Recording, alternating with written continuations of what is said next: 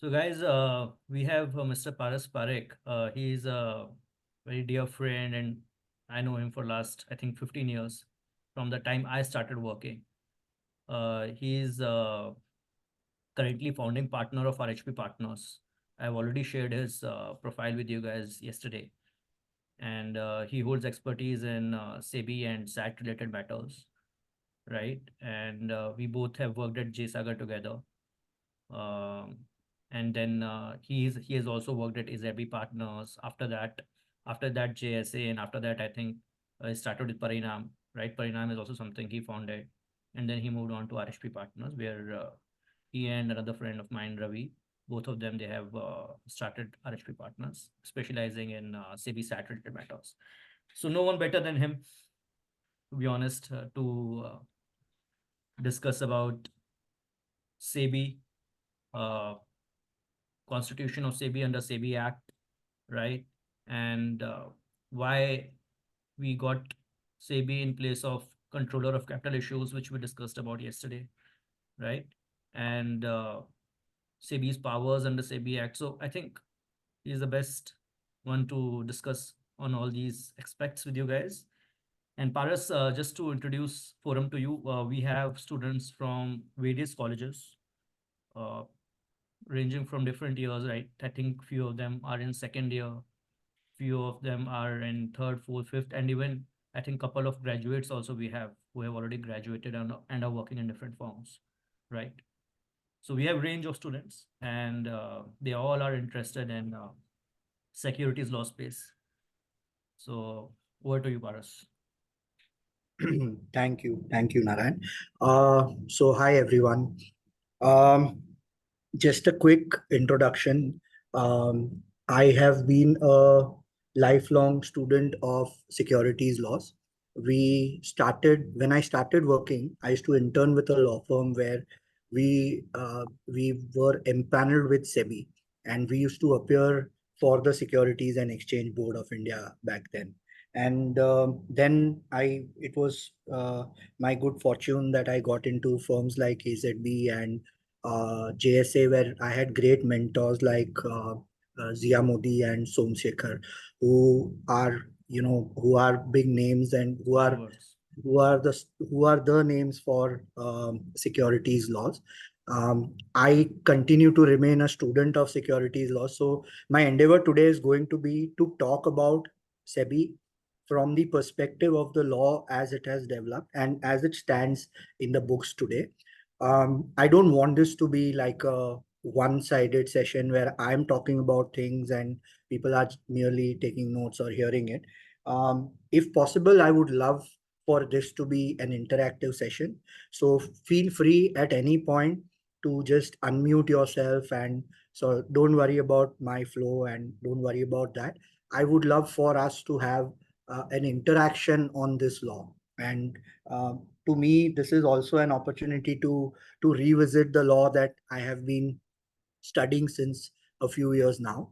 So on that note, let's start with what what SEBI is all about. So the Securities and Exchange Board of India is a federal regulator that has been set up under a central enactment, which is the Securities and Exchange Board of India Act 1992. For the purpose of setting up this regulator is very well defined in the preamble to the act, and the act really is I think the preamble is this is one of those rare preambles which is quoted very often in so many years that we've seen, in the whether it's before the Securities Appellate Tribunal or whether it's a matter before the Supreme Court or it's a matter before the High Court. Wherever the act is being discussed, invariably people start with the preamble because it's very indicative of what the legislature seeks to achieve through this act, and why it is very indicative of why this regulator has really been brought in place. So just a quick backdrop. I know Narayan has circulated a note on these issues, which is more detailed. But just a quick note, like all of us must have seen the show Scam, the Harshad Mehta story, the first one, where there are a lot of issues in relation to the securities market that are sort of brought out.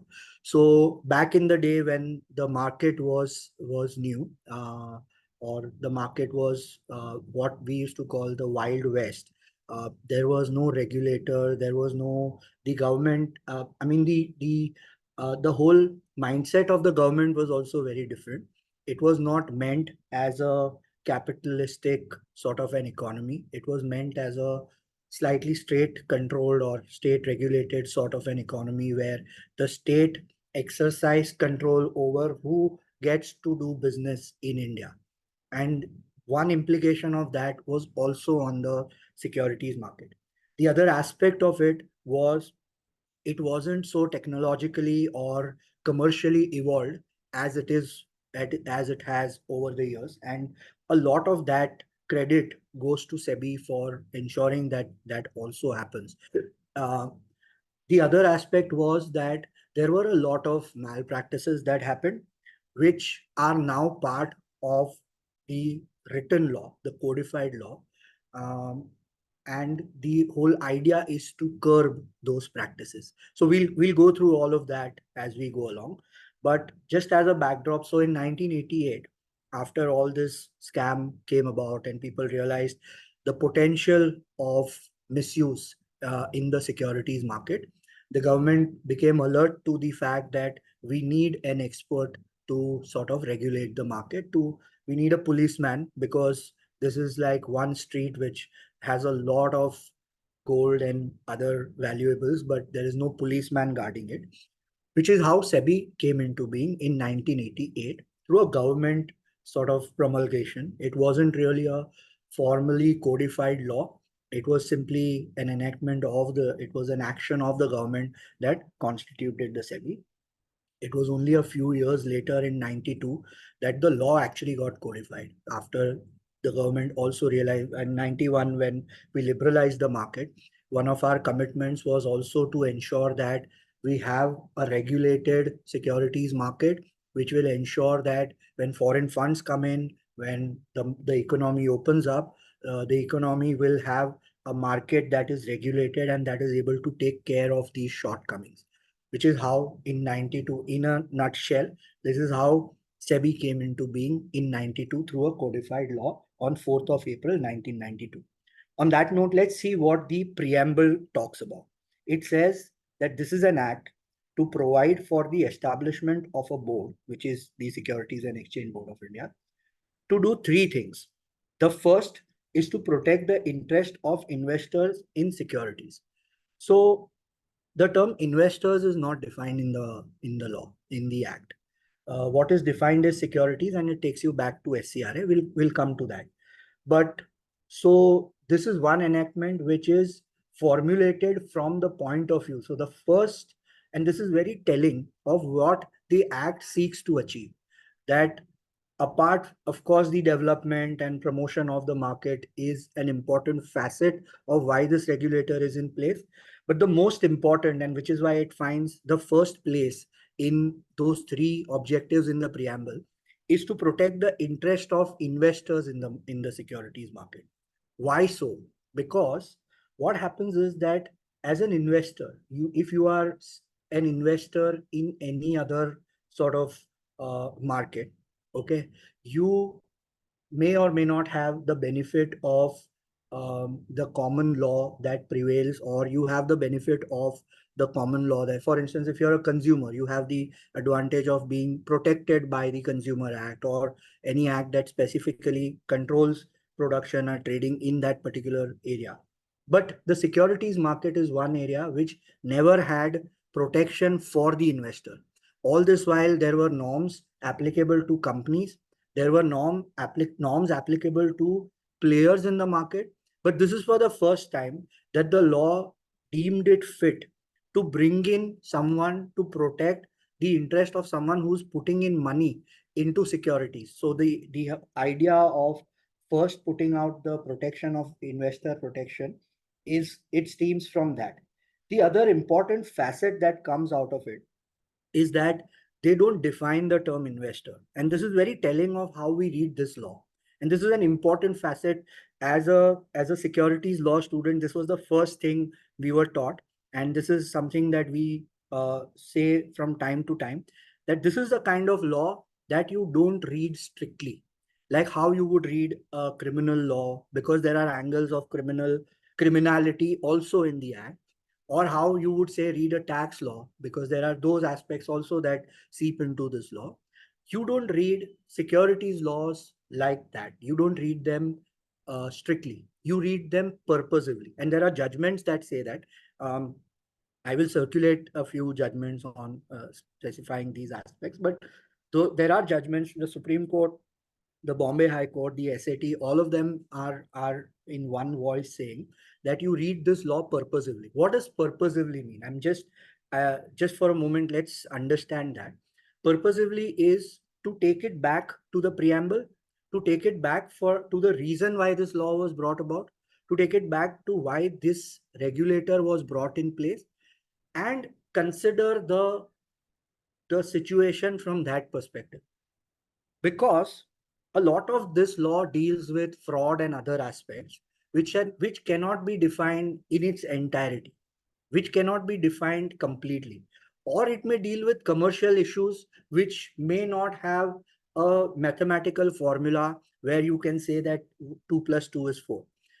Therefore, anytime that you read these laws, keep in mind how the protection of interest of the investors is to be taken into consideration. That is how, and in fact, there are a lot of judgments which, as recently as about 2 years back, when the Supreme Court had occasion to read the takeover law in context of whether an open offer is warranted after several years, and there, after considering all these aspects, it's a very very nice judgment where the Supreme Court says that you read the law purposively again. So time and again courts have re-emphasized this. So one interesting and important aspect is to read the law keeping in mind the protection of interest of investors. The other is to promote the development and regulate the securities market, and for matters incidental to it. So, promotion and development of the securities market means that there is a regulator who gives enough comfort, who develops an ecosystem good enough for people to feel safe to trade in that market. And regulate the market means to set up norms which are objective, which are specific for market players to follow. So the rules of the game is what this act seeks to define. So those are the broad parameters which really formulate the Securities and Exchange Board of India. So now let's see some important provision. Let's first see what securities means. Securities has been defined in Regulation 21I of the Act, and it takes you back to SCRA. So SCRA, which is the Securities Contract Regulation Act, which is a really old enactment, I believe 56 or 57 is when it came about, has a definition of securities which has been altered from time to time, which has been enhanced from time to time to ensure that it meets the requirements of what constitutes the securities market. So the securities market, here it says it includes. You want me to share it on screen, Paras? Yes, please, that would be good. Yeah. Just so that we have perspective.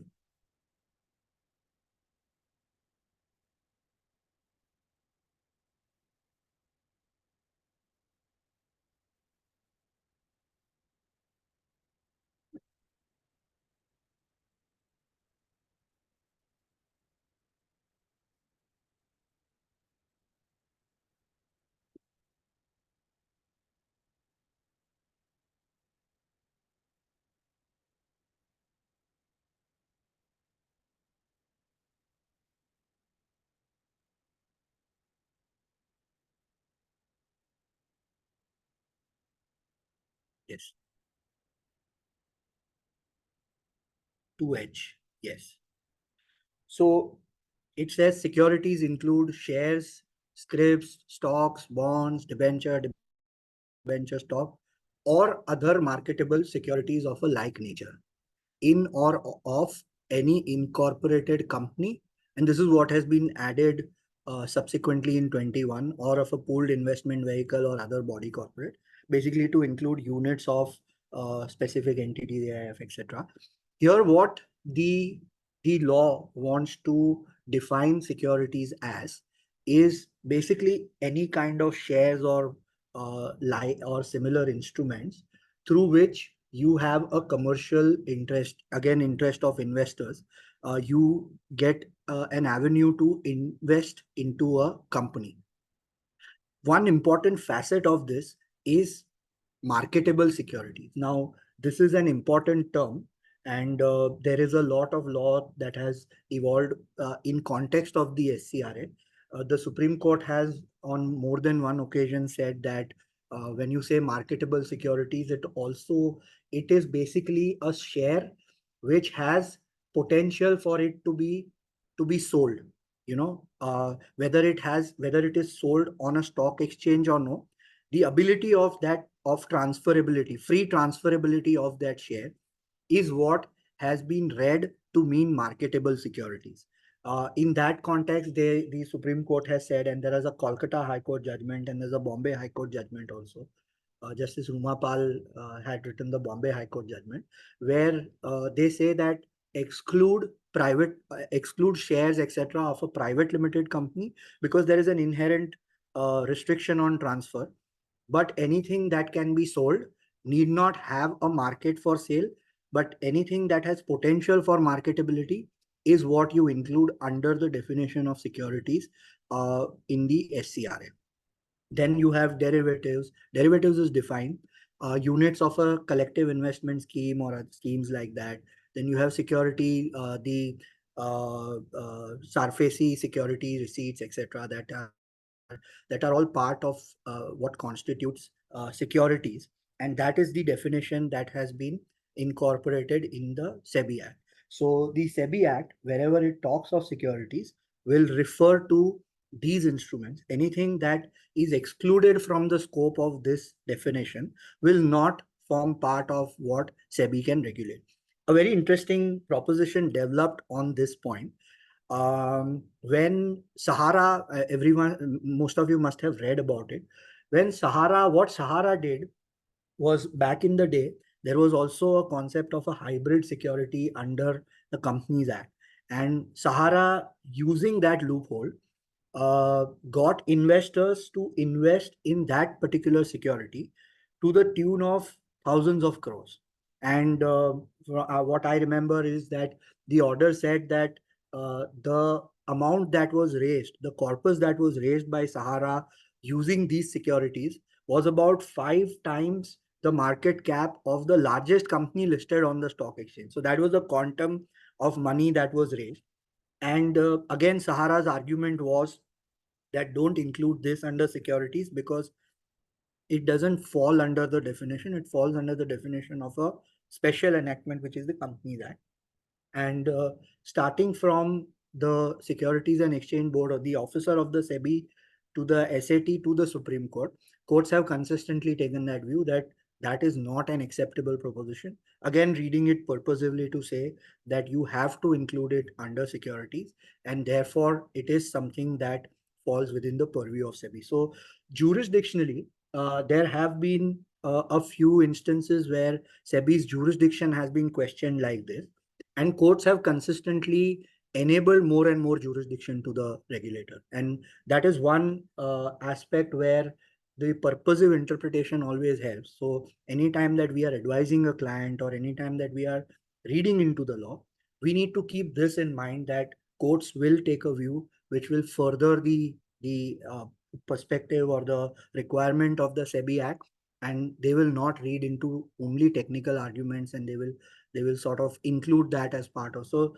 jurisdictionally, there have been very few instances where SEBI's jurisdiction has really been called into question, and more jurisdiction has been conferred upon SEBI through judicial pronouncement. And Paras, interestingly, what you mentioned about Sahara hybrid instruments, guys, this purposive interpretation is important because with growing fintech space right now, right, we see a lot of fintech platforms offering various type of securities like CSOPs, community stock options and stuff, which is something very prevalent on platforms like Tyke and Planify.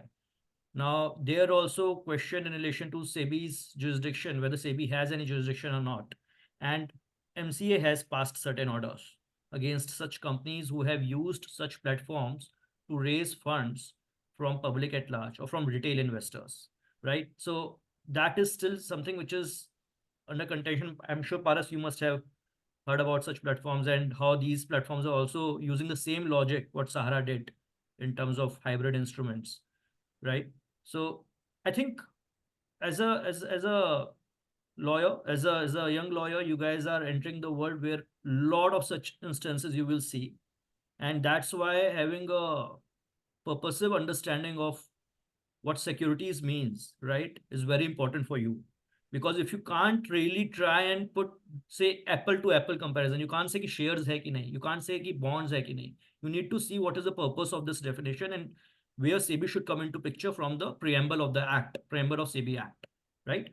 So before we move forward, guys, any questions till now, whatever we discussed, you can feel free to ask Paras, and we will be free to answer.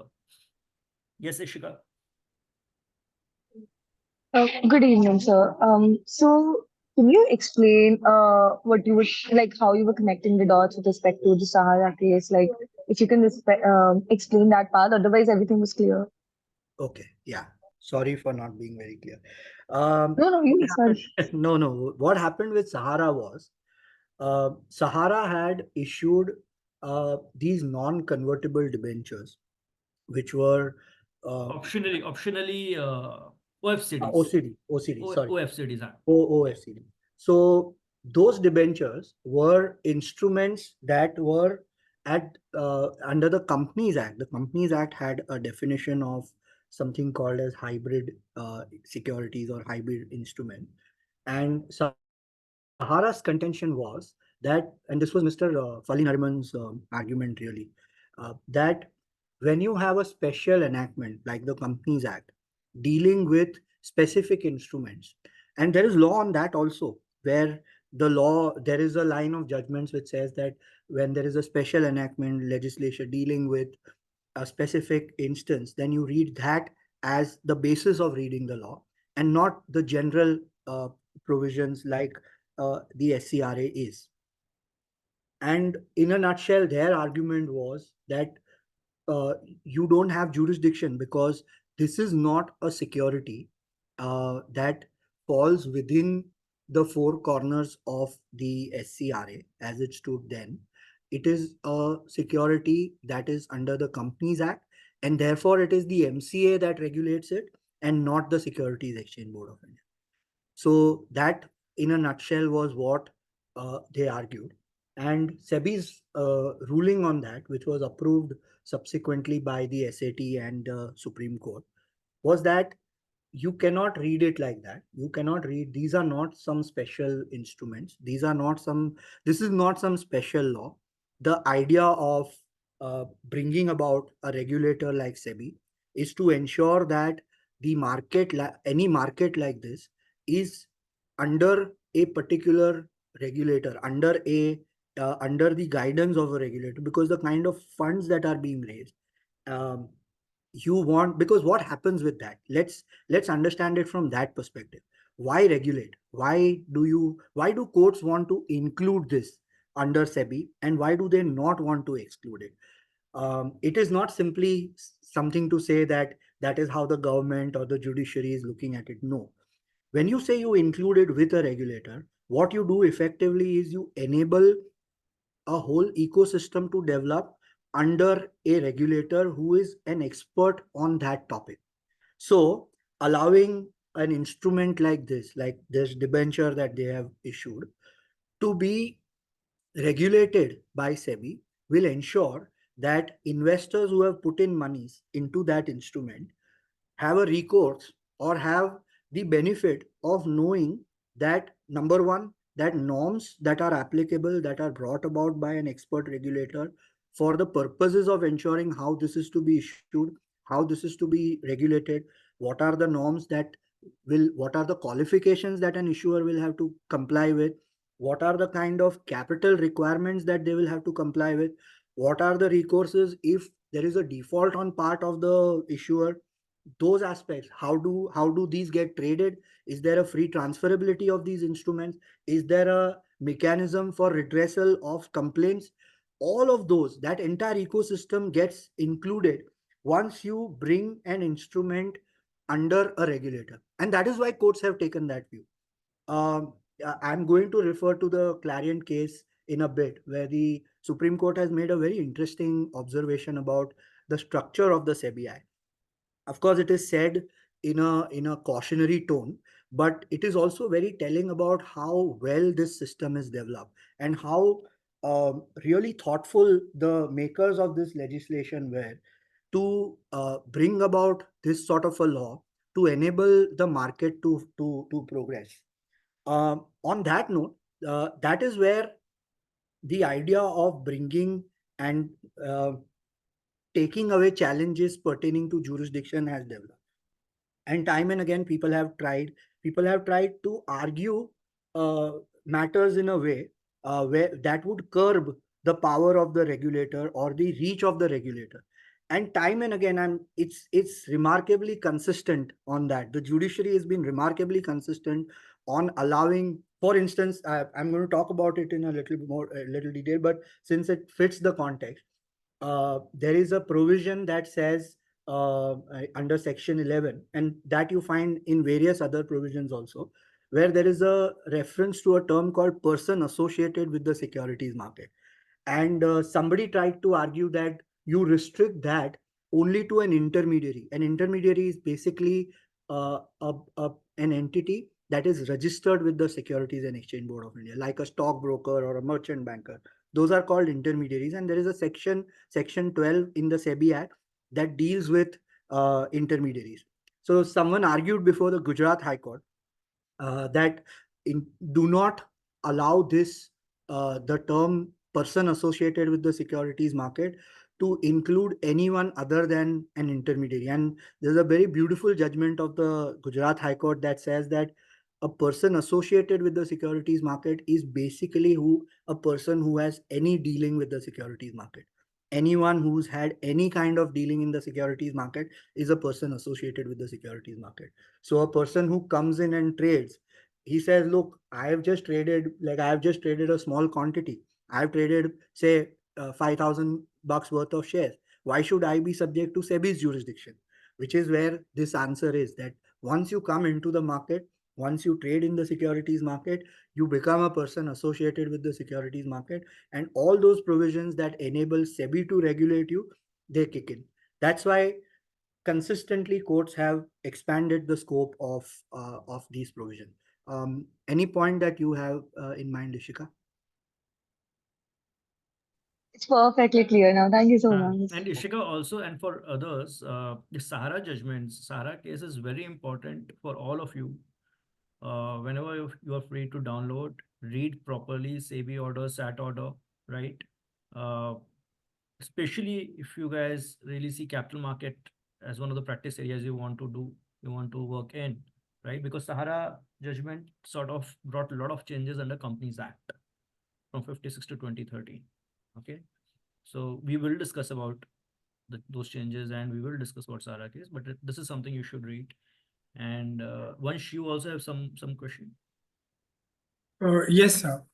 Thank you, Paras sir, for your explanation. Sir, as you were discussing about the definition of securities, you mentioned about the marketable securities and particularly the Calcutta High Court case, wherein you said that the transferability in case of transferability, especially in case of private companies, excluded. So I wanted to know what exactly the scope is, because till now we were in this presumption that securities ka directly definition goes back to Securities Contract Act, and let that be any company, so that will constitute as a security. So I just wanted to know what is the scope of this transferability with regard to private companies. Yes, that's a good question.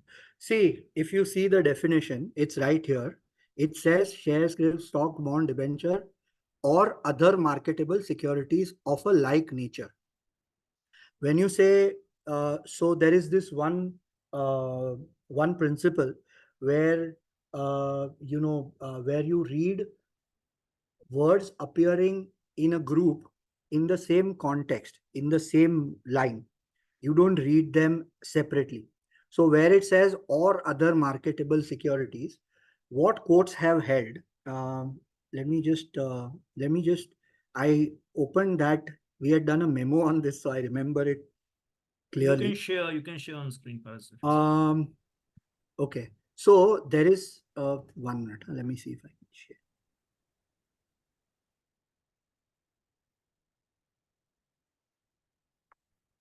Are you guys able to see? No. Should I'll stop share, then you can. Yeah, I think. Are you able to see now? Yeah, okay. Yeah. So I have only extracted it from from those judgments. There is this judgment of Naresh Agarwal versus Canbank Financial Services, where the Supreme Court says perusal of the above quoted definition shows that it does not make any distinction between listed and unlisted securities. Therefore, it is clear that the circular will apply to securities that are not listed on stock exchange. This was a situation where someone questioned a particular circular on the basis that this is not a listed company's security.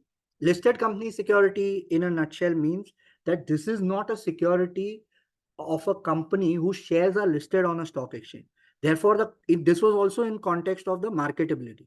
Therefore, there is no market for this particular security because it is not listed on the exchange. As you guys would be aware by now that when it is listed on the exchange, there is a free sort of availability of a market where you can easily buy and sell these securities. Here the issue was, can you read that marketable nature to mean only listed security? And here it was also a public limited company, a public company, but unlisted. So there the Supreme Court says, no, it does not make any distinction. The provisions don't make any distinction between listed and unlisted security. Again, in Bhagwati Developers, they say that I think this was an NCLT issue, where in the context, the Supreme Court has said the word securities has been defined under the Regulation Act. Its meaning would not vary when the same word is used in more than one place in the same statute. Otherwise, it will defeat the very object of the definition section. Our answer to the first question is it would cover unlisted securities of public limited company. This is what the Supreme Court said there. Shares of a public company not listed is covered within the ambit of the Regulation Act. Then these are the Kolkata High Court judgments. So Dahi Ben Umedbai is the Bombay High Court judgment. I think this is the Justice Rumapal one, where she says that marketability is not available for shares of a private limited company, as there are inherent restrictions under the Companies Act, which is why shares of a private limited company, because of them not being able to meet the criteria of marketability, are excluded for the purposes of the SCRA. Is what Bombay High Court had ruled way back then. Does that clear your doubt? Vansh? Yes, sir. Just have just one following question. Yes, So, yes. sir, as you said that it will not apply, sir, but in case if the private company is issuing any type of this security, though it is not transferable, definitely the restriction stands for a private company. So, still do we still go back to this definition in that case? Does the court in any dispute if it comes back? See, the difference between and that this is where the difference goes into the Companies Act. So fundamentally, for a private company, as long as you meet the criteria of a private limited company with because there are restrictions on share transfers, etc., it is considered to be like a closed group. It is not considered to be an investment vehicle for the purposes of enabling people to invest into the private limited company. So it will always be perceived as a closer group because the number of shareholders is restricted.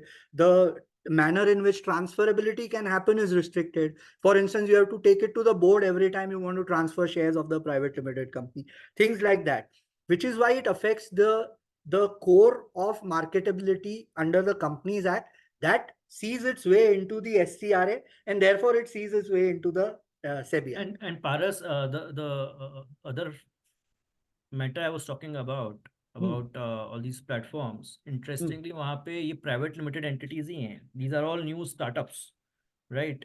Who are issuing equity linked securities, not real securities, but securities जिसका derivation of value will be from underlying security, underlying instrument which is equity, right? उसका valuation उसके basis पे है. Now that is a questionable thing because there is a restriction on transferability of shares, right? But what they are doing on such platforms, they are issuing different sort of instruments, right? And अभी तक सेबी ने उस पर कुछ ना ही कोई judgement आया है. I don't think SEBI has even evaluated what is happening in that space. Yeah. So see, this is again a matter of legislation. Eventually, legislation will have to catch up to the problem. It is not again purposive doesn't mean that you read purpose into to the exclusion of the law. Purposive will always mean that where there are two views possible, your view will read towards investor benefit. Legislation will need to catch up. Eventually, it will be a matter that will, if it is found to be like the Sahara. So when Sahara happened, they discovered that there is a whole market where companies like Sahara are issuing instruments. There was something called Rose Valley, and there were a whole lot of these other companies. And SEBI went after all of them, and they went after them under the CIS regulations. So Right. instead of having These to are read, these are those crowdfunding platforms only I'm talking about. yeah. Equity crowdfunding. So yeah. So eventually, if the matter is large enough, and if they find that enough investors are affected, enough of the market is the size is such that it could potentially lead to a lot of investors being affected, the regulator will step in, and there is a whole process. That's the other limb of it, and that's the beauty of this act, which enables a regulator to wear all three hats. Generally, you have in our democratic setup, we have a setup where you have a policeman who regulates, who controls crimes, who is on the street making sure that people don't commit crimes and punish, as in bring them in for criminality. You have the legislature, which lays down the law, which provides for which defines what a crime is, what is the punishment for such a crime, and then you have the judiciary, which considers both of these and takes a view on whether the punishment is warranted. SEBI is one entity where all these three hats are worn by the same entity. Okay, and that's the beauty of it. The Supreme Court has said this in Clarion's case. If you want, I'll read from there. Maybe that'll give a better context to this. And this, when I had read it for the first time about 15 years ago, I was quite taken by how correctly this has been read by the Supreme Court. Do you have that document, Narayan, or should I project it here? You can. Let me see if I have. Yeah. Okay, let me just start reading from here because it may take me a little while. It says that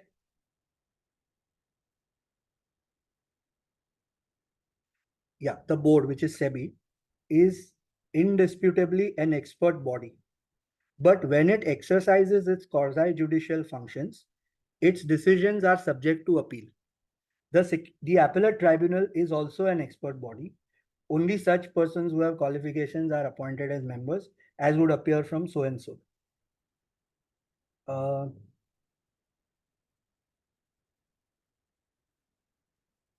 The jurisdiction of the appellate authority under the Act is not in any way lettered by the statute, and thus it exercises all jurisdiction as that of the board. It can exercise its discretionary jurisdiction in the same manner as the board. The SEBI Act confers a wide jurisdiction upon the board. Its duties and functions thereunder run counter to the doctrine of separation of power. integration power by vesting legislative, executive, and judicial powers in the same body may in future raise a several, I think it should be severe, public law concern, as the principle of control of one body over the other was the central theme underlying the doctrine of separation of powers.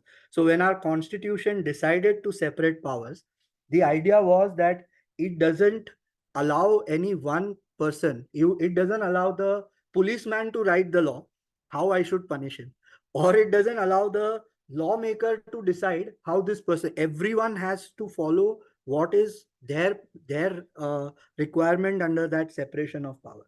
But here is for the first time that the SEBI is given all three powers at the same time.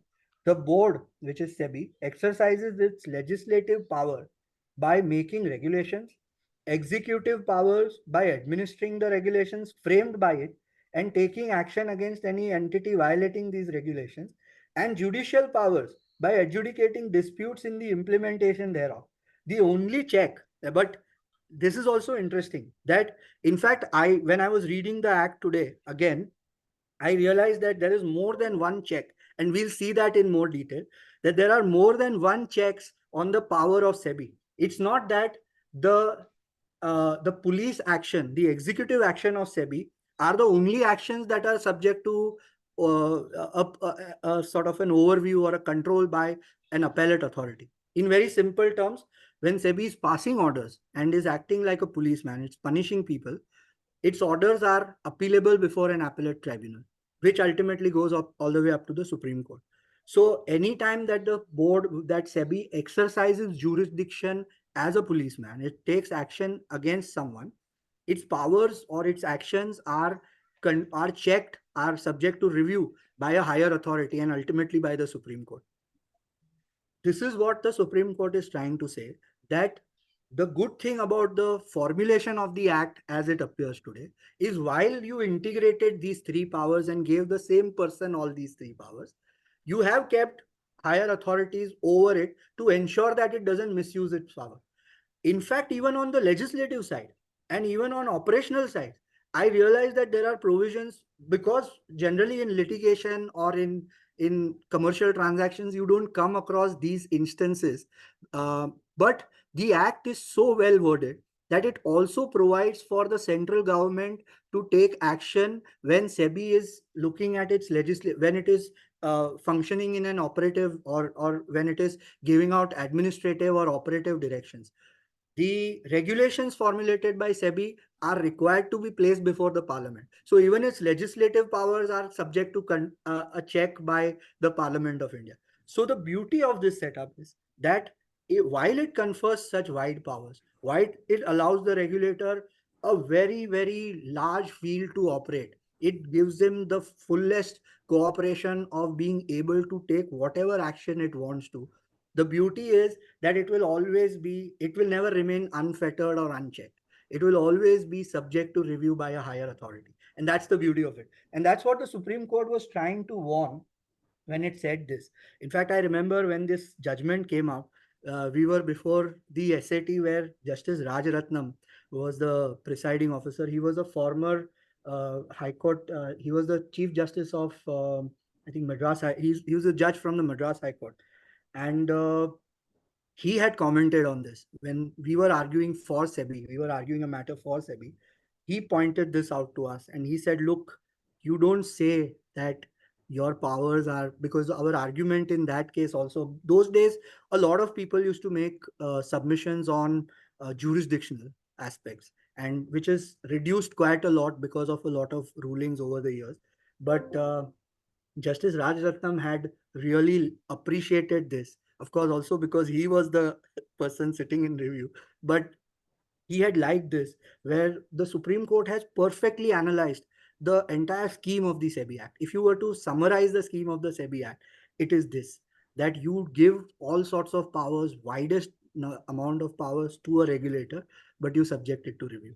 So that is what the Supreme Court had said. Sorry, I'll just finish this line. It's quite interesting. The board exercises legislative powers by making regulations, executive powers by administrating the regulations and taking action against any entity violating these regulations, and judicial power by adjudicating disputes in the implementation. The only check upon upon exercise of such wide-ranging power is that it must comply with the Constitution and the Act. In that view of the matter, where an expert tribunal has been constituted, the scrutiny at its end must be held to be of wide import. The tribunal, another expert body, must thus be allowed to exercise its own jurisdiction conferred on it by the statute without any limitation. This was in the context of what the SAT could do and could not do, whether it had a wider power available or whether its powers were fettered by what powers were available to the regulator. But this is what the Supreme Court had to say in context of the SEBI Act.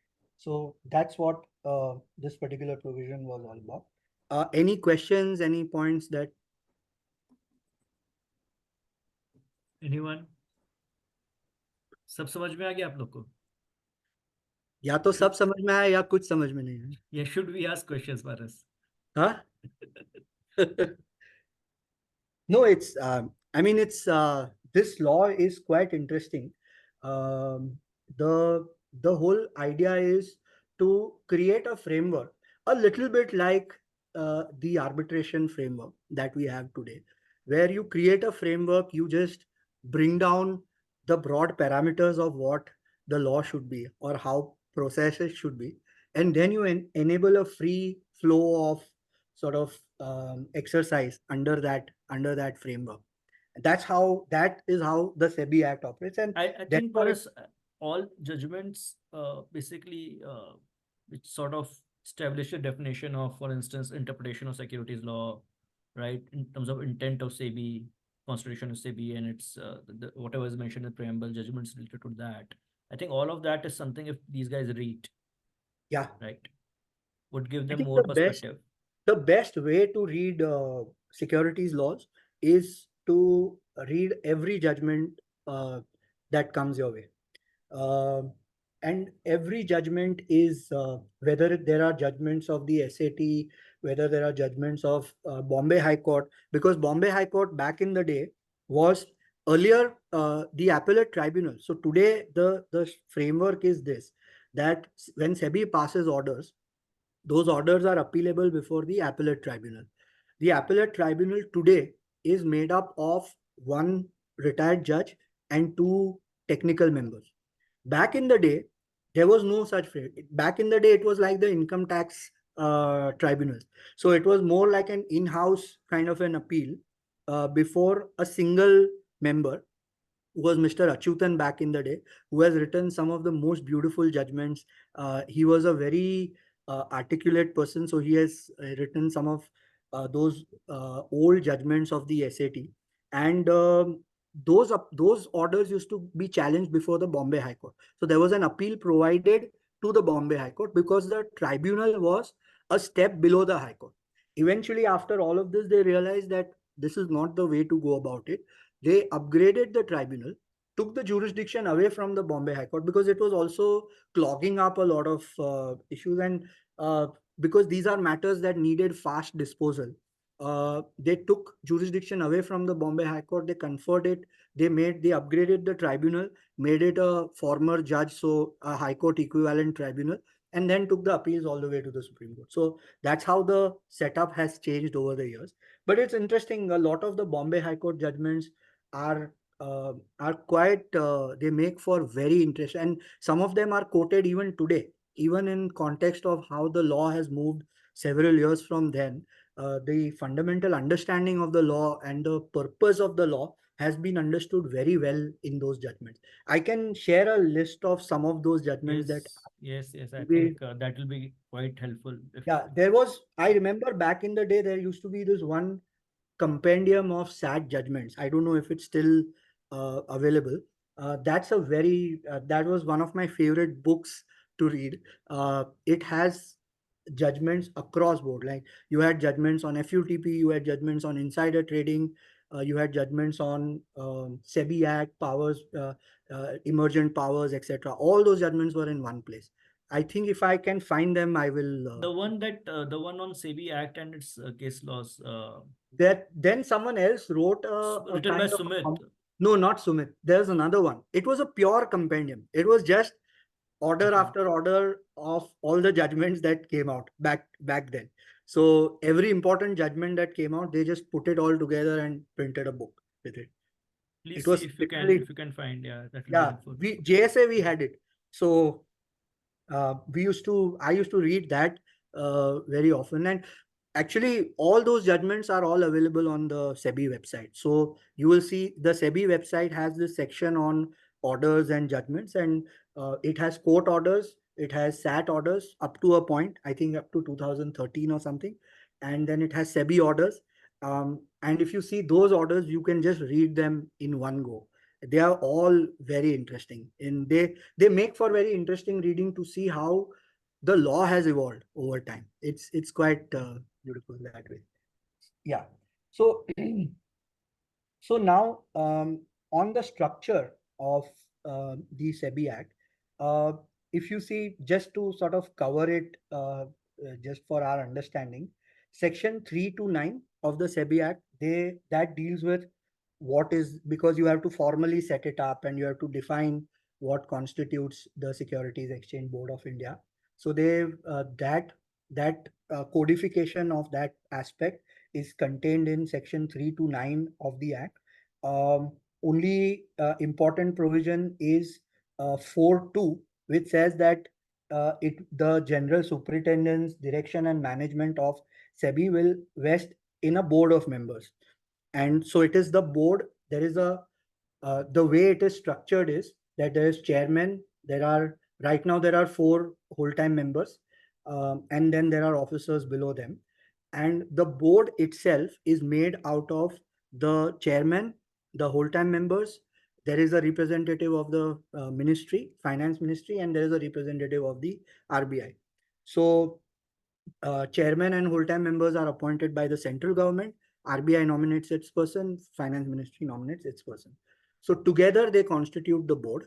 Under section 19, there is a power to delegate, and that is important because every order that comes out that is passed by the Securities and Exchange Board of India effectively has to have is to be written by an individual, and that individual generally is the whole-time member who writes it, unless it's an adjudication penalty order. The general orders under 1111B are written by a whole-time member, and there is a delegation of power that happens every time that a person is appointed uh, to adjudicate on behalf of SEBI. So whenever you have an order coming from SEBI, you will always invariably see delegation under section 19 in favor of that person. So that is generally the setup that's of the Securities and Exchange Board of India. Then so that those functions are functions under 11 and 11B. And I'll deal with that in a little more detail because that is a more exhaustive kind of a provision. That is a code in itself. 1111B is like a one code in itself. And there has been numerous instances where these have been called into question, and there have been challenges. There have been instances where courts have read into it, and more power has been given. SEBI itself has expanded its powers from time to time under section 1111B. We'll see that as we come to that.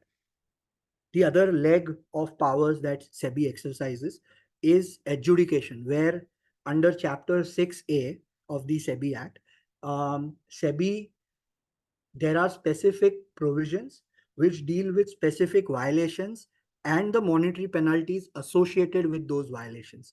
For instance, if somebody fails to provide information to SEBI, if SEBI has asked you for information and you fail to provide that information, then what happens in an instance like that? Or if you are required under law to file a particular report, and if you haven't filed that report, then that is the section, that particular section 15A deals with the offense and what is the penalty for such an offense. Similarly, if someone indulges in, say, insider trading, then there is a section under section 15 under chapter 6A which deals with penalty for insider trading. So insider trading is defined elsewhere. And 15G says that if a person commits the offense of insider trading, then what is the punishment that is to be levied on that person? Yes, Ishika has a question, I think. Okay. Then similarly, say for a takeover code violation, if you have failed to to issue an open offer when you are required to, then there is a penalty provided for that. So the entirety of section of chapter 6A deals with specific instances of violation and what is the penalty associated with that. There are two important provisions in that. Where one is 15I. 15I is the section that enables SEBI to appoint an adjudicating officer. So technically, a monetary penalty is a separate offense and is treated as a separate provision or a separate process under the SEBI Act. It is always taken up by an officer who is appointed by SEBI for adjudicating on those issues. So 15I is that provision that allows SEBI to appoint an officer. There is a ranking requirement also, not below the rank of a division chief, who can be appointed as an adjudication officer for the purposes of levying a monetary penalty under 15A to HB. Those are the provisions that provide for offenses and the penalties. 15I also gives specific powers to that adjudicating officer. Yeah, as far as I think if before we move forward, let's take it step by step. Guys, any questions, anything? If you guys are you want us to be little Varad yeah, has. slow in terms of detailing it, we can do that. It's just that we're listing our provisions so that you have idea from the perspective of what all SEBI can do, right? So Paras, I think the couple of Tamanna, you can. Paras is a good friend, is very senior. You can ask Paras questions. Don't be shy. Yeah, yeah. Messaging me personally. So Please. actually, if you could go a little slow because so many Oh, yeah, provisions, so sure. I was feeling a little lost. So sorry. Is there anything specific that you feel you have missed out on? I can recap. No, I could follow 15.1 and the bars after the board structure. Okay. Okay. Sorry, I'll go slower. Yeah, Varad. So, you were discussing how SEBI has the powers of issuing orders and issuing monetary penalties, imposing monetary penalties. So, I just wanted to know that when it comes to something like, let's say, Competition Act, it provides procedure for something like Section 19, wherein you can provide information. So, how does SEBI, come to know that something wrong has been going on, or how does an investigation actually begins? Like SEBI has complete discretionary power, or you can actually file, let's say, something like equivalent to an information in in Competition Act. So, how does SEBI come to know that something wrong has been happening? Yeah. So if you see 11C, so there are several ways in which this process happens. One of the ways is that SEBI also regulates or also has superintendence over the stock exchanges. So ordinarily what happens is that whenever trading happens in a particular script, say for instance, Reliance Industries is the script. There is trading happening. There is a regular sort of flow of trading that happens in Reliance Industry. The stock exchange, because it happens through the stock exchanges have a a mechanism, okay, where they will check on a regular basis. It's called surveillance. There are surveillance measures within the stock. A lot of it is AI now. So there is like AI available to see if there is any sort of unnatural variation in the price or in the volume and things like that. So there are various parameters that kick in. So the exchanges will effect the surveillance on an ongoing basis. Basis that every once in a while they will come across instances where they will see some unnatural variation. So they will report it. Either they will themselves sort of go around asking questions. They will say, please give us information about this and that. And exchanges also have similar powers of calling for information. And they will ask for that information. And if they feel that there's something that is going on here, they will prepare a report and share it with the SEBI, or they will report it to a surveillance department within SEBI. So within SEBI also, there is a department that it's called the Integrated Market Surveillance Department or something like that, where the officers there are, this is all that they are doing. They are looking at the market to see, check for unnatural variation. At the first instance itself, they will issue summons under 11C. 11C is the power to call for information. Under that, they will issue summons, etc. They will call for information. That information will be compiled. They will come, for instance, if say three entities together who are seemingly unconnected have traded in tandem. You, me, and Narayan have traded on that day, and together our trading has resulted in the price of the script going up. So what that department will do is issue summons to all three of us, asking us for basic information like, do you know Narayan? What is your source of funds? Do you know the promoters of the company? Do you know this, that?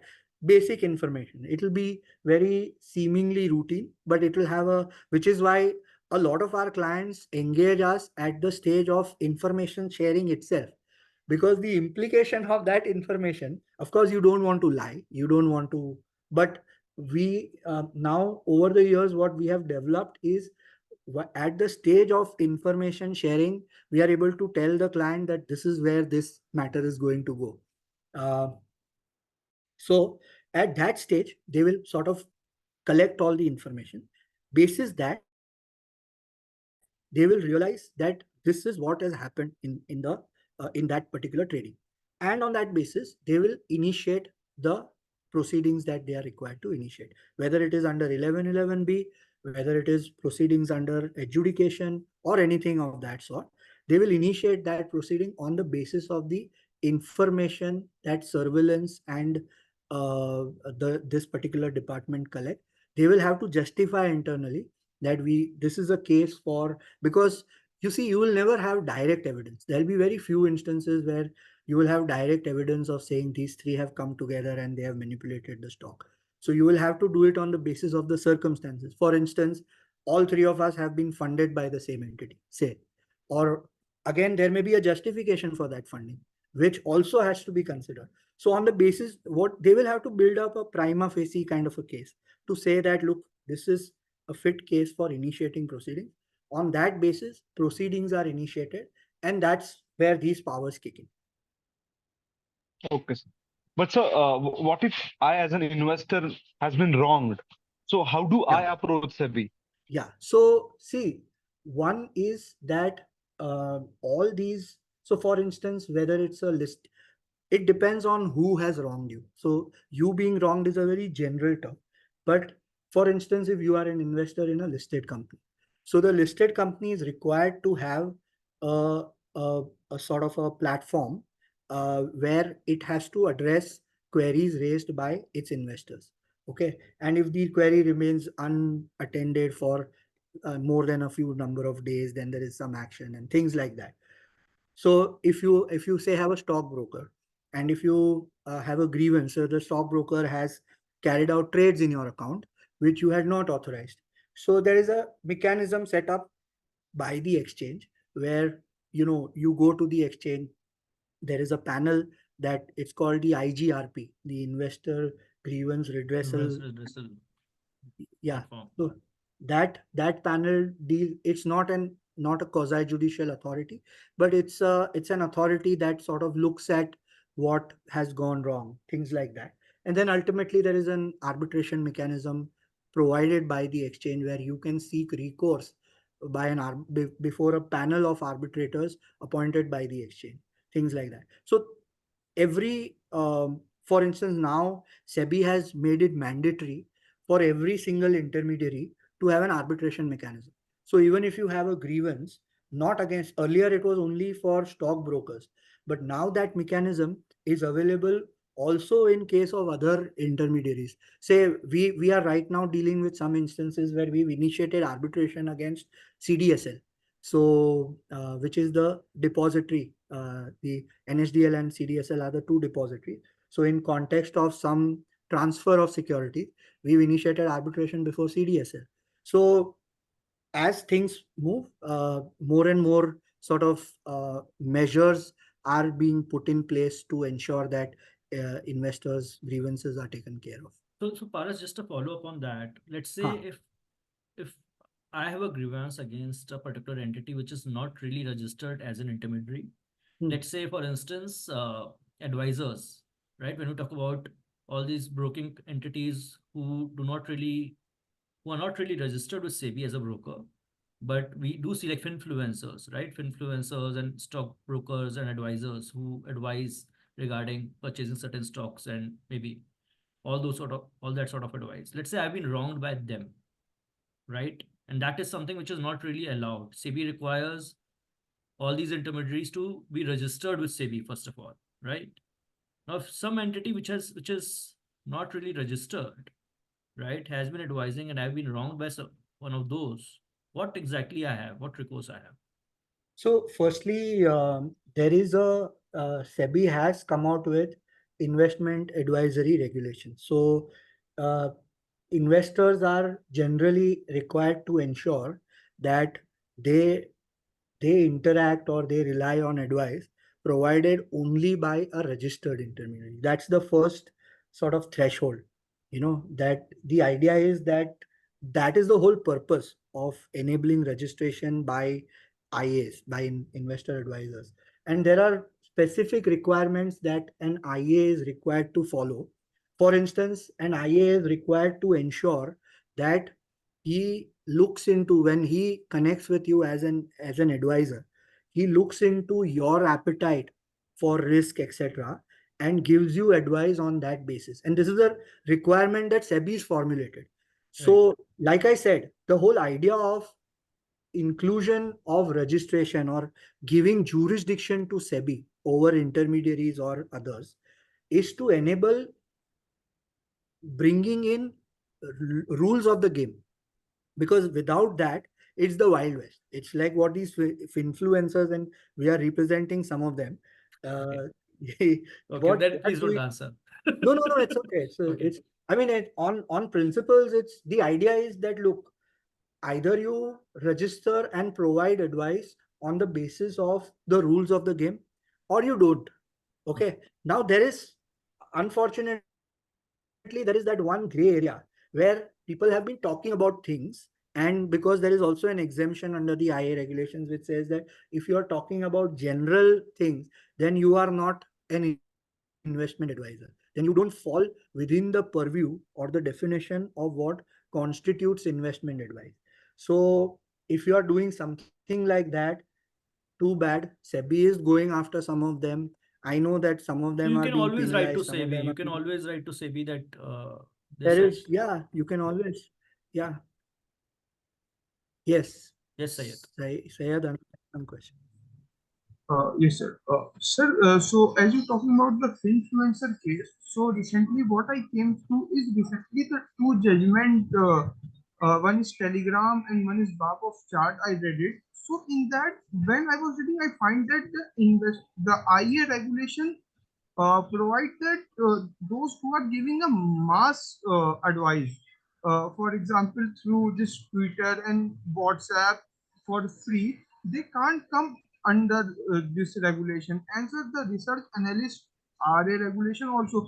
So how you are, like, how SEBI is holding them liable? I can't understand it. So how SEBI is holding them liable who are giving a mass advices? So that's the thing. See, the IA regulations are formulated in a way that it provides for a one-on-one advice, where I am giving you advice, I am charging you for it, and I am on that basis earning whatever is my fee. Okay.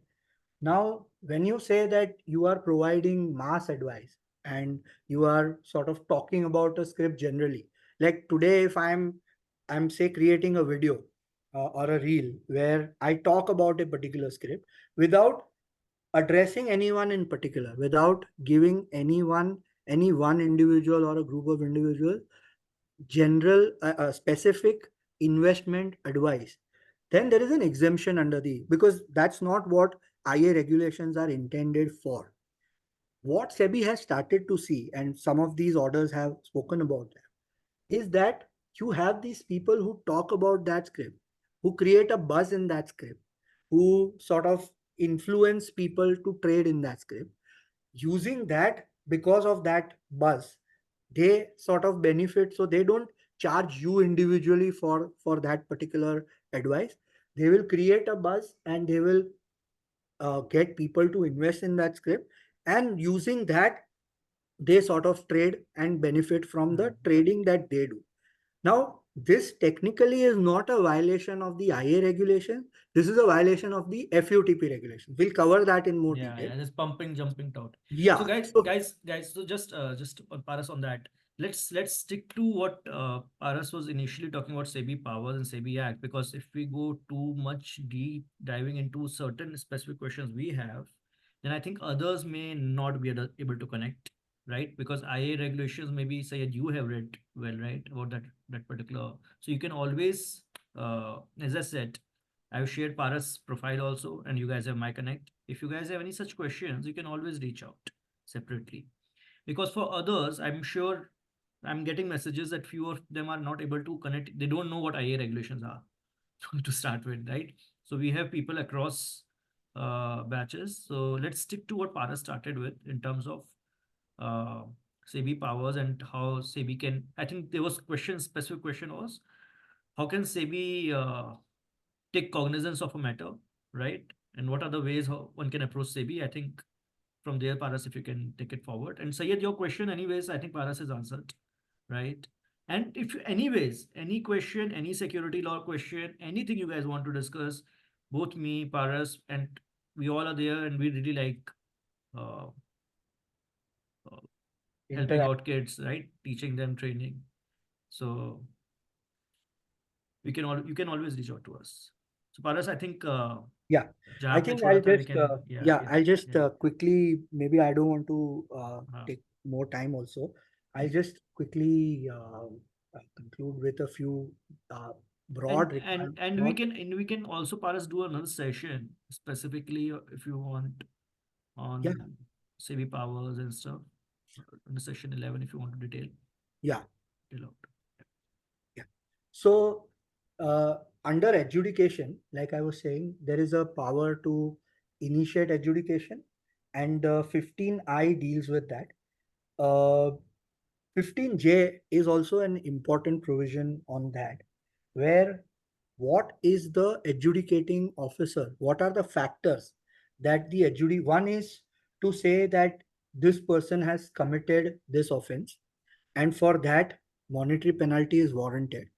Once they conclude on that, there is a section which is 15J that deals with what are the factors that an adjudication officer ought to keep in mind when deciding on the quantum of the monetary penalty. So the quantum, of course, there is a range provided. Some sections have a range which says that it has to be in the range of this to this. Now, in that range, given the facts of the case, this is where the discretion of the adjudicating authority will kick in, where these are the factors that need to be kept in mind. It could be amount of gains that the person has made, or it could be the loss that is caused to the investors, or it could be the repetitive, whether this person has committed the same offense time and again. So those are three factors that an adjudicating officer needs to keep in mind when deciding on the quantum of the penalty. The other power, apart from adjudication, is Section 24. So Section 24 is a very broad and a very hard-hitting sort of a power. Under Section 24, any, and in fact, this is without prejudice to anything that SEBI does under 1111B or adjudication, even if a monetary penalty is imposed upon a person for violating a particular provision, technically SEBI has the power to initiate criminal proceedings against that person. And to that end, SEBI has the law itself has provided under 26A the establishment of a special court, which sort of there's basically a magistrate court which looks into these sort of offenses. So wherever SEBI initiates criminal proceedings, it initiates it under Section 24. Technically, it can initiate those proceedings for anything. Even if you fail to file a report, technically SEBI can initiate those proceedings. Of course, they also sort of filter those and see whether it's a fit case, because the onus is now on SEBI to justify, because it's unlike a civil proceeding. They will have to prove beyond reasonable doubt that there is an offense committed, and therefore that Section 24 is another provision where SEBI has the right to initiate proceedings. Section 28A deals with the power of SEBI to recover penalties, amounts that it has imposed as penalty or disgorgement. I'll come to disgorgement, but basically it's a power where SEBI can appoint an authority within its ecosystem to recover monies from part, because this again happened. This, if you see, this provision has been brought in 2013. Um, in 2014 with effect from 13. They had to bring these provisions in because they found that in a lot of instances penalties were imposed, but people, they weren't able to recover. So for enabling that recovery, there are now proceedings under 28A.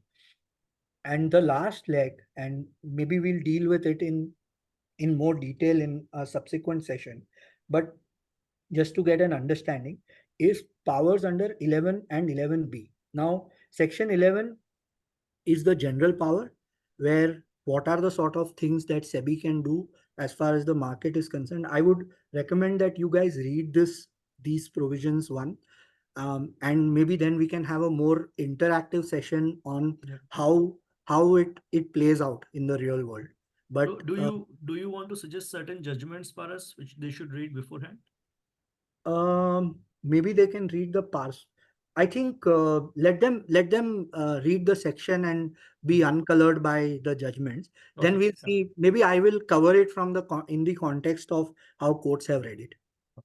Okay. So just two sections in particular to be kept in mind. One is 11.4, which talks of what are the measures that SEBI can take for the purposes of regulating the market, for ensuring the sanctity of the market, and Section 11B, which also enables SEBI certain specific powers. So these sections, if you guys can go through, maybe we'll cover that in more, because those are very exhaustive and very sort of detailed kind of things that we need to cover. So maybe we can do it in a subsequent session. So that's it from my side. Any other questions? Then I'll Any be happy. questions, guys? I think that was quite detailed, and see these aspects of understanding what SEBI is, what intent uh, we have in terms of constituting SEBI under SEBI Act, understanding that purpose of interpretation, its powers, all of this is quite, and especially when you are getting introduced as a student, right? First time when you're learning about all of this, it's a little bit technical, to be honest, right? It is something which I'm sure, like for me, it was not something I was able to figure out in a day's time. For me, it was a long process, especially over time. When I dealt more with such aspects over time, then I realized what exactly SEBI, why SEBI is in place, and that's what Paras also mentioned, right? When he started, he was guided by a lot of judgments, compendium of judgments, which he read to understand what SEBI is, what its powers are, right? Same ways, guys, आप लोग के लिए भी it's not something which is very easy to understand in one session. Okay, so whatever we have discussed, we will share recording of this with you, so that in case if you have missed out on taking notes, right, you can do that. We will follow up with subsequent session, depending on Paras availability, whether it's Wednesday or next weekend, right? We will do a session, and after that, we will share a list of judgments also with you, which you should read. Now, guys, a humble request, which I have been making for quite few, like with for past batch also, that you should read up. You should read up on judgments. You should read up on whatever we give you as a material, because if you don't put in effort from your side, all of this will not make any sense. Right? अभी सब सुनने में समझने में अच्छा लग रहा है, but ultimately it will not make any sense after a point of time if you don't really read up on it. And you have to read up from the perspective that you are reading something interesting, you're reading a story. Think of the market that point of time, right? When Paras said कि 1988 में SEBI आया था, the whole purpose, the whole reason was the scam, were the scams happening that point of time, like Harshit Mehta scam and stuff. So read up on the scams also, what was happening in the market at point of time, right? What was the need to bringing in regulator at that point of time? How powers have evolved is also because of something which was there was some loophole in the market to prevent that, right? So powers under SEBI Act also increased subsequently over years, right?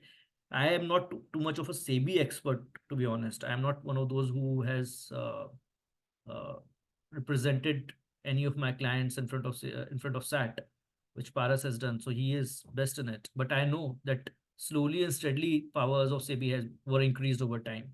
As far as I remember, 2013, 2014, power to inspect offices or seize documents were brought in, right, Paras? 12, 13 men, something like that, to give them those sort of powers also. Okay. So all that happened over history, and it is something you can't learn in a day. Uh, and for this, you need to be really reading up on things what we talk about. So please read up on session 11, subsection 4, session 11B before we schedule the next session, so that it is more fruitful and meaningful for you guys. Right? Any questions, anything you need to ask? Now you can ask whatever those questions also, Sayed. For instance, if there's any other question also, you can ask. Anything, guys? All clear, all intelligent people here? Okay. So thank you, Paras. Thank you very much for doing this. Okay. Rajat has some question. Yes, sir. Am I audible, sir? Yes, go on. So, what are the requirements to be an investment advisor, basically? How to get registered yourself as an investment advisor and First thing you have to do is read the IA regulations. okay, sir. Sure. Yes, read the IA regulations. What you're thinking of becoming investment advisor, Rajat? No, sir. There are a lot of I have seen like He wants to become a influencer, so he's seeing how to avoid the IA Acha, regulations. oh. there are a lot of Telegram channels over like advising over trading, like what all to buy and what all not to buy. So I don't think so. They are registered as an investment advisors anywhere. Like See, a lot of the basic idea that SEBI wants to sort of put across and for people to understand is that you as an investor are free to do what you, for instance, let's take a parallel here. Let's take a parallel of what an investor should do or should not do. Say you are a student who is studying a particular law. Okay. Now there is a manner in which the syllabus is structured. Okay. And that requires you to follow that syllabus to the T, and you sort of comply with whatever is the requirement of that course for you to be able to study and progress in that subject. Now, if you decide to do it in any other way, there is only that much that anyone can do to help you. Similarly, there is a mode that SEBI has prescribed of registering and enabling investment advice by a registered intermediary. Anyone who chooses to follow a Telegram channel, okay, is going out of his syllabus and doing something that is not regulated. Now, would it lie in that person's mouth to say that I followed a Telegram channel and I followed somebody's advice and now I'm duped? So the direct answer to that is that you ensure that you deal only with those who are registered, because those who are registered are subject to certain requirements. Registration is not merely a question of getting a certificate. Registration is about following certain requirements, which requirements enable that person to give you the right advice. Now, if you are going out of that system, then that is something that you are doing wrong. Because how much will SEBI curb? Every time you can't go and keep curbing these Telegram channels. You can't keep on doing that. So somewhere the onus is on the investor. Of course, SEBI is meant for protection of the interest of the investor. But can it lie in an investor's mouth to say that I followed something out of the way and therefore now I should be taken care of? That doesn't work, no? So the idea is to, there is a mechanism which will have to be followed for an individual to seek sound investment advice. If something goes wrong in that mechanism, then there is a grievance mechanism also available. The investment advisor is required to have an agreement with you. There are specific legal requirements that the investment advisor is required to comply with. Those you can bring up before as per the investor grievance mechanism provided there. So the idea is that all this has become a sort of a fad, but ultimately there is no substitute to simple diligence by anyone trading in any market. So that's what it is all about.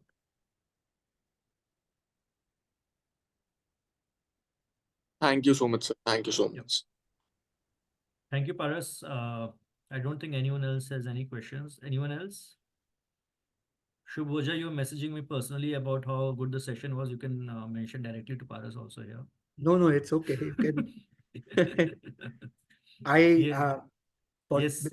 because of this session, I got to read up, Yeah, read up. Go back. revisit the law, and I think that is more important for me than, but also to ensure that you guys also, I hope that all of you took something more than what you knew before the session. My idea was to ensure that at least something new should sort of come your way. Yes, I think Varad also has a question. Yes, Just sir. for you. Yeah, sir, a short, small question. So you mentioned how under Section 24, SEBI has the power to initiate criminal proceedings under a special code. So how is that different with their usual orders or like their usual proceedings? Like, why do they come up with initiating a Understood. criminal proceeding against Understood. someone? What are special Yeah. So see, if you see section 24, just quickly, since you raised the question, let's just quickly see what section 24 is all about. Section 24, if you see the penalty under section 24, you will know that without prejudice to any award of penalty by adjudicating officer or the board under this act, if any person contravenes or attempts to contravene or abets the contravention of the provisions of this act or any rules or regulations, he shall be punishable with imprisonment for a term which may extend to 10 years or fine which may extend to 25 crores or both. So to begin with, of course, because it's a criminal proceeding, it's a grave, the consequences of under section 24 are extremely grave. While there is a 25 crore and more penalty, even under 15G, for instance, it doesn't provide for an imprisonment of 10 years. 10 years imprisonment is a real, like it's for, even under the IPC, it's for some of the more sort of heinous kind of crimes. So the consequences are pretty dire in that sense. All right, sir.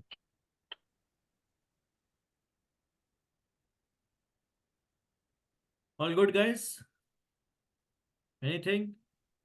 Okay. So Paras, thanks a lot for doing this. And I hope you also enjoyed teaching these bunch of guys. So, Interacting with them. I don't yeah. see it as teaching.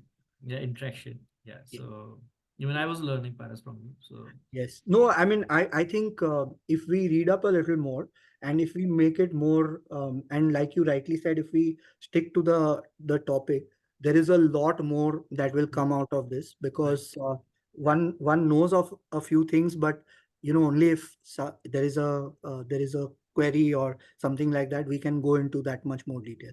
But Right. yes, some of the questions were very, very good and helped me also sort of cover those aspects. So thank you. Thanks a lot. Thanks a lot, Paras. Thanks a lot, Alright. guys. Thank you. Bye bye. Thank you. Thank you. Thank you, sir. Thank you so much, sir.